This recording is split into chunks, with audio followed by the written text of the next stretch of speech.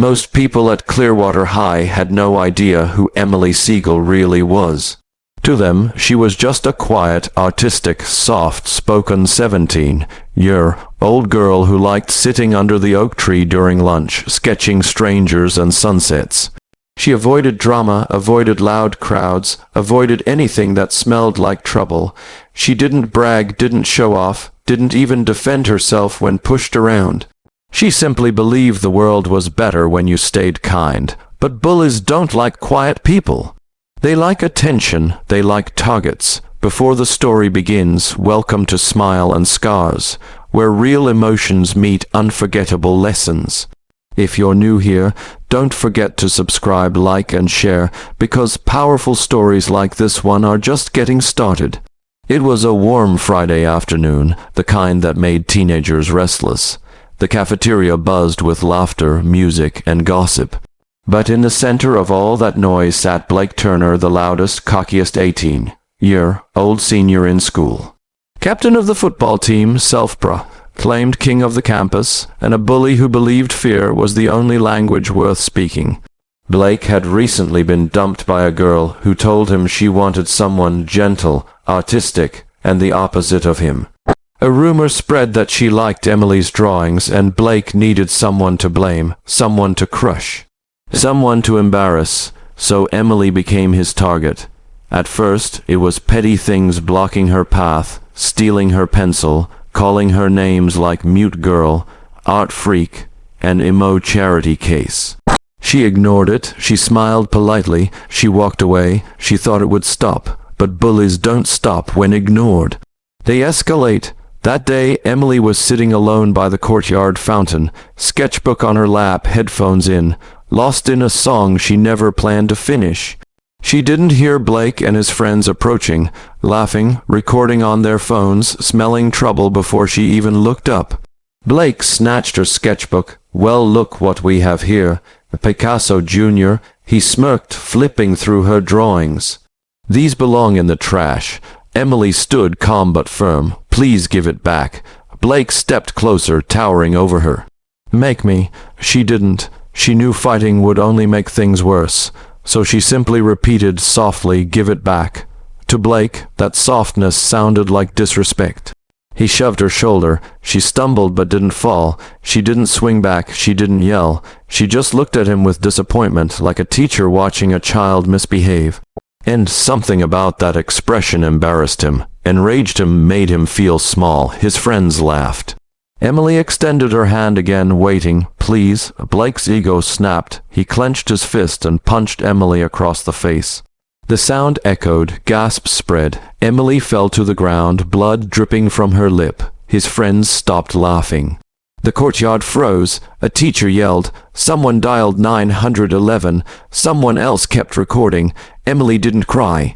She just sat there holding her cheek, shocked, confused, trying to understand how humanity could become so cruel so fast. But something inside her broke, not her bones, not her face, something deeper. The belief that staying silent protected you. The belief that kindness alone disarmed monsters. Blake looked proud, victorious, like he had proved something. "You're not so tough now, are you?" he taunted. Emily didn't yell. She didn't insult him. She simply stood up slowly, wiped her blood, and whispered, "You just made the biggest mistake of your life." Because she knew something Blake didn't. Her father was already on his way. Earlier that week, Emily had texted Steven Seagal, telling him about the bullying, not because she wanted revenge, but because she wanted advice on how to handle it peacefully. Steven listened quietly, heart aching, fists tight but controlled. He asked her if she wanted him involved, and she said, "Not yet, I can handle it." Steven respected her strength. He always had, but after today, after that punch, she didn't have a choice anymore. Nurses rushed Emily to the school nurse's office. The principal called her emergency contact, and within minutes, Steven Seagal received a message that nearly stopped his heart. "Your daughter has been assaulted at school." He didn't run, he didn't panic, he didn't scream. He just stood up, grabbed his keys, and walked out of his quiet California home with a calmness so chilling it felt like a storm silently forming.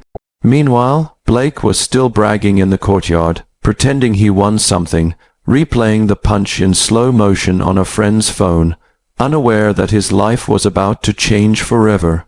Students whispered around him, "She's Steven Seagal's daughter. No way, you're dead, dude." Blake rolled his eyes. "That washed-up movie guy, please, I'd knock him out too." But students weren't talking about movies.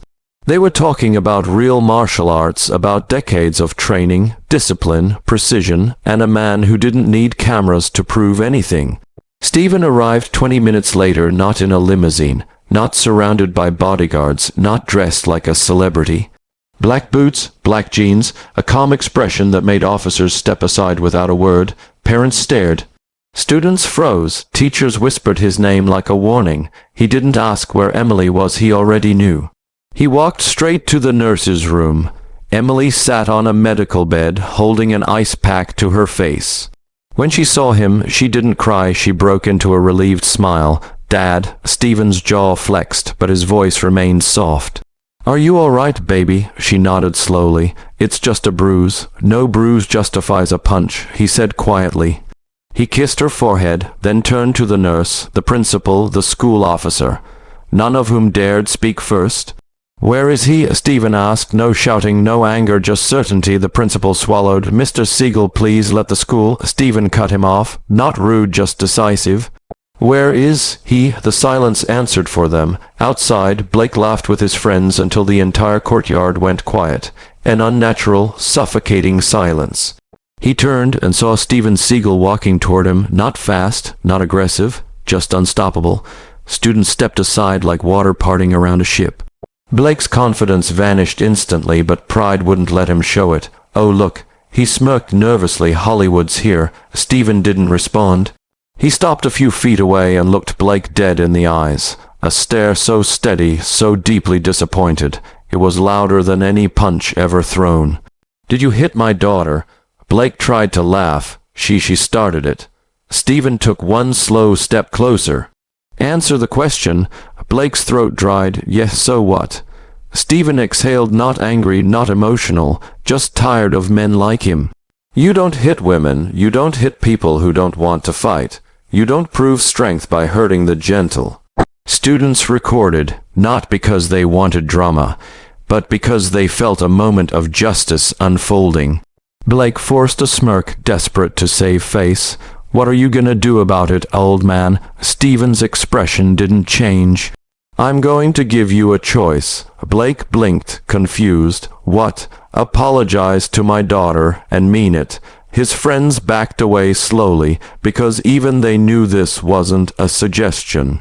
Blake looked around, expecting someone to laugh or encourage him, but no one stood beside him anymore. Still, his ego refused surrender. "I'm not apologizing to that freak." The courtyard held its breath. Steven nodded once, controlled, accepting, final. "Then you'll learn." But Steven didn't lift a hand. No punches, no kicks, no threats. Instead, he calmly removed the school officer's handcuffs and offered them forward.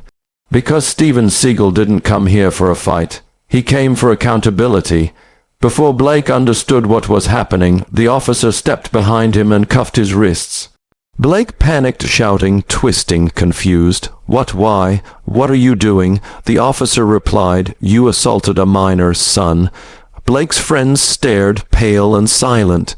Steven stepped closer, voice low but powerful. "You thought hitting someone weaker made you strong, but real strength is protecting people, not hurting them." Blake's face turned red. Not from anger, but humiliation. Students murmured. A few clapped. Someone whispered, "Finally." But this story wasn't over. Not even close, because Blake had powerful parents, lawyers, influence, and they weren't going down without a fight. And Steven Seagal wasn't finished teaching a lesson the world desperately needed. The police car had barely pulled away with Blake handcuffed in the backseat when the school campus erupted into whispers that felt louder than sirens. Students weren't celebrating violence, they were celebrating justice, something rare in a world where bullies usually walked free. But Emily didn't feel triumphant. She just sat quietly inside the principal's office, fingers gently touching her swollen cheek, wishing this day had never happened. Steven Seagal stood beside her, not pacing, not angry, just silently absorbing every detail like a man preparing for a storm. Emily looked up and tried to lighten the moment. "Dad, you didn't have to come." Steven smiled softly. "There's nowhere else in the world I'd rather be." The principal cleared his throat nervously, adjusting his glasses. "Mr. Seagal, I want you to know we're taking this very seriously. Blake will be suspended immediately, possibly expelled. The school has zero tolerance for violence." Steven nodded. "That's a start," but something in his voice made the principal swallow hard, because everyone in that room knew this situation wasn't simple. Blake Turner wasn't just any student. His father, Richard Turner, was a wealthy real estate developer, a major donor to the school district, and a man used to getting what he wanted. And by sunset he arrived. The office door swung open, not with panic, but with entitlement. Richard Turner walked in, expensive suit, polished shoes, fake confidence dripping from every step. "This is ridiculous," he snapped before anyone even greeted him. "My son shouldn't be treated like a criminal." Steven slowly turned his head, eyes calm, expression unreadable. "Your son punched my daughter in the face." Richard waved dismissively. "Teenagers fight, it happens. Emily's fine." Steven stepped forward, not threatening, just undeniably present. "Your son didn't fight. He assaulted someone who never hit back." Richard scoffed. "Oh, come on, Emily probably provoked him. You know how dramatic girls can be." Emily flinched, but Steven didn't raise his voice. He didn't even blink. "You just insulted my daughter, and she's still more respectful than you." The room froze. Richard clenched his jaw. "Drop the charges, Seagal, before this gets messy." Steven crossed his arms, not defensive, just firmly planted. "Messy already happened. My daughter bled today." Richard leaned in, lowering his voice like he was offering a secret. "Listen, we can handle this privately. I'll write you a check any number you want. We'll pretend it never happened." Emily's stomach twisted. The principal stared at his desk, ashamed. The school officer looked uncomfortable. Steven didn't move, didn't breathe, didn't consider. He responded instantly. "My daughter's dignity isn't for sale." Richard's fake smile cracked. "You're making a mistake." Steven didn't raise his voice. He didn't need to. The mistake was raising a boy who thinks violence is power. Silence filled the room, thick, heavy, undeniable. Richard turned and stormed out, slamming the door behind him. Steven exhaled slowly, grounding himself. Emily leaned into his side, resting her head on his arm. "You okay?" Steven whispered. She nodded. "I just want this to end." "It will," he promised. But the right way. Outside, the world moved fast. News cameras arrived, students posted videos online, hashtags formed, interviews were requested. In less than 24 hours, the video of Blake punching Emily had over 10 million views. People weren't talking about celebrity drama. They were talking about bullying, safety, accountability, and how many victims stayed silent because they thought no one would care. Emily was overwhelmed. Her phone buzzed non-stop, sympathy messages, hate messages, support, questions, chaos. She turned it off and sat by her bedroom window, watching the city lights flicker like confused fireflies. Steven entered quietly. "Can I sit?" She nodded. He lowered himself into the chair beside her, hands folded.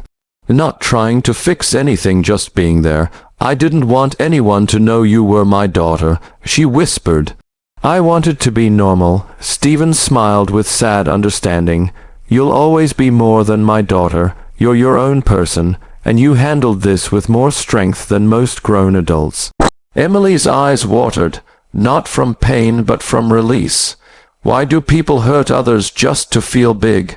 Steven sighed, his voice carrying decades of observation. Because they've never learned real strength, and because no one ever stopped them. Emily nodded slowly. "Well, someone stopped Blake." Steven chuckled softly. "No, Blake stopped himself the moment he chose cruelty."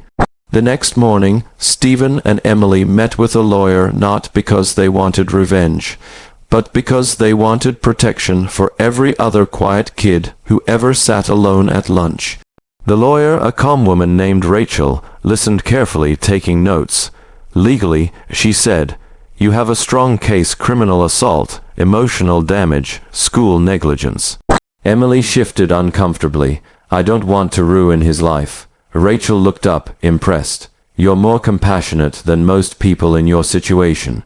Steven placed a gentle hand on Emily's shoulder. We're not here to destroy a life. We're here to change one. Rachel nodded. There is another option: restorative justice. Emily raised an eyebrow. What's that? It means instead of sending Blake to jail, he has to face what he did, apologize, attend behavioral therapy, complete community service, and publicly acknowledge responsibility. It turns punishment into growth. Emily exhaled, relieved. Steven smiled proudly, but Blake didn't feel relieved, not at all. When he finally got out on bail, he was humiliated, confused, cornered, once adored, now despised. His teammates wouldn't talk to him. His friends vanished. Teachers avoided eye contact. His social media filled with harsh comments. Everything he thought made him powerful, status, popularity, fear, evaporated in a single punch. His world was collapsing, and for the first time he felt small. At home his father yelled, insulted, blamed everyone except Blake. But Blake didn't even listen, not really, because deep down he knew the truth. He hurt someone who never deserved it.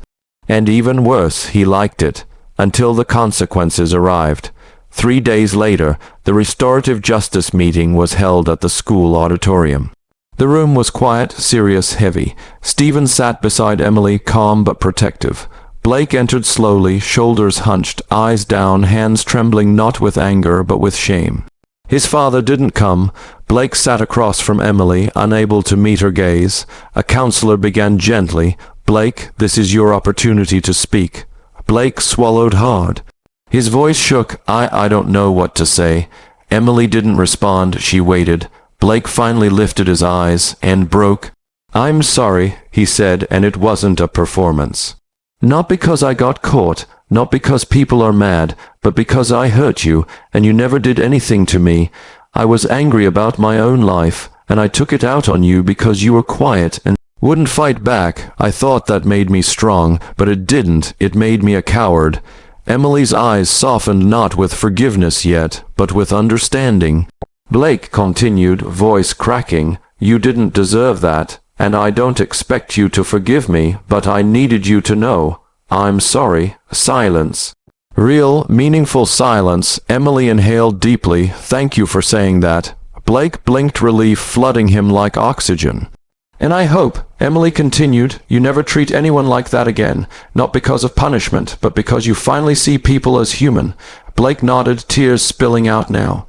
Steven watched quietly. No anger, no satisfaction, just peace. The counselor spoke again.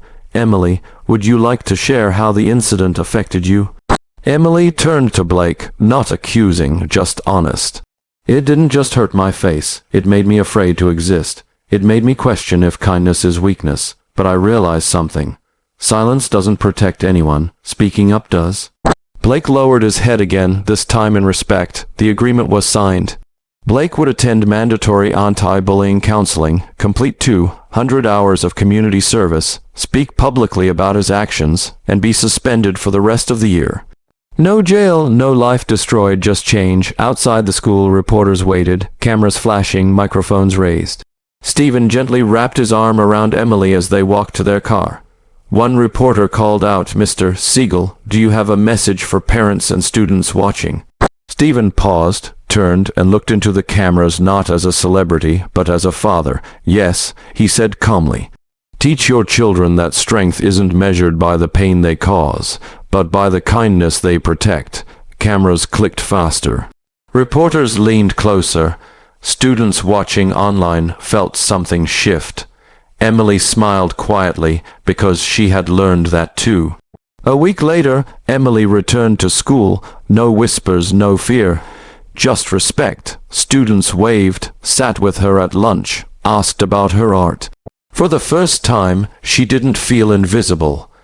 Blake, meanwhile, spent afternoons volunteering at a youth shelter, working beside kids who had been bullied, abandoned, or ignored. Slowly, he understood the weight of his actions. Slowly, he changed. Months passed. Emily's bruise healed. Her confidence didn't just return, it grew. She joined an anti-bullying committee, spoke at assemblies, helped quieter students find their voices. Not because she wanted attention, but because she never wanted another kid to bleed silently. And Steven, he remained what he always was, a protector, not a warrior. One evening, he and Emily sat outside watching the sunset. Emily leaned her head on his shoulder. "Dad, yeah, thanks for showing up." Steven smiled. "I'll always show up." The sky darkened, the stars appeared, and for the first time since everything happened, Emily felt completely safe, not because she was Steven Seagal's daughter, but because she had learned to stand tall on her own. Sometimes the strongest people are the quiet ones, and sometimes the loudest punch is the one life delivers back when you least expect it. Because bullies don't just fall, they learn, they grow, they change, if the world gives them the chance. And Emily, she refused to let hate write her story. She claimed the pen and rewrote it with strength.